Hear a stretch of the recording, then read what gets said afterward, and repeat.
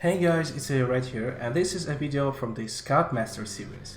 Frankly speaking, I was planning the previous Scoutmaster video to be the last video of this series, but after this battle I thought it would be nice to explain my actions and key aspects of scouting in certain battles to give you a better idea of what effective scouting is. Today I want to talk specifically about such an aspect of active scouting as distance control, maybe one of the most difficult aspects. I mentioned it in Active Scouting Guide, so I thought it would be nice to show you how it works, especially because I have a nice battle to demonstrate that. Whoa, stop too early, I haven't finished my introduction yet, just a minute. So, Lakeville is one of the most comfortable maps for light tanks, if you play wisely. Note that I didn't go to the middle path, and the reason for that is the stability. You never know who you meet there, and if some light tank hides in the bushes at that side of the lake, you won't even be able to leave it. Instead, I prefer to drive around the lake and spot enemy light tanks and anyone who's standing at the other end of the path, mostly TDs, sometimes some other tanks. Since I have really well-trained crew, I'm sure that I will outspot any light tank, but in case of emergency I can always rush into the town. In the beginning of the battle there is nobody who will make me trouble. However, after a pair of minutes you should keep an eye at the town. If your allies were stupid enough not to go there, it's time to leave before you are flanked. And play. Now I have fully boosted view range on M4190 and almost completely trained camo. Even though I don't have a great camo like MX1390 or RU251 on tier 8, I'm pretty sure that T54 lightweight won't be able to spot me unless he has the max boosted view range, which I doubt. In this situation I'm keeping an eye on the minimap to estimate my distance to the enemies and stay invisible. Note how much more fruitful I am than the guy on the middle path. And I'm also staying invisible and unpunished. If I took some bush on my side of the lake, I wouldn't have spotted anyone apart from the T-54 lightweight.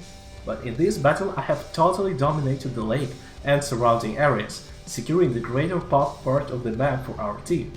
The key point is that whenever I see the enemies are retreating, I can roll a bit further, keep them spotted while keeping an eye on my distance to T-54 lightweight to stay invisible.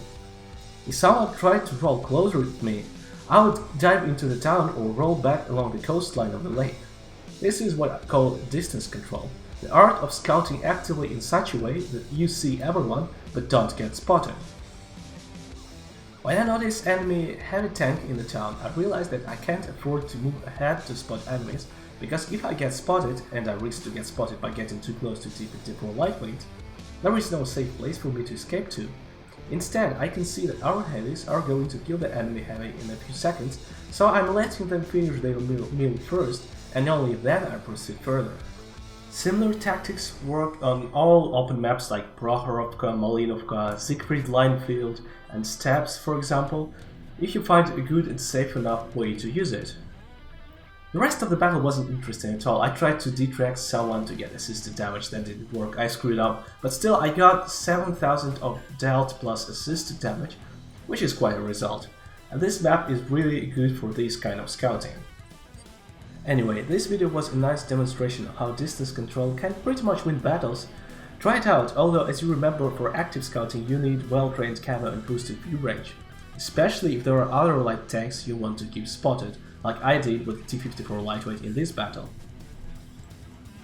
If you found this video interesting and helpful, please give it a like to help me promote it. Share it with your friends and clanmates, it's not a big deal for you but helps me so much. If each of you shared it with just one friend, I would be so much happy. Also leave your comments with any ideas, questions, whatever you have in mind, I will be happy to answer them. Thank you and see you in bushes.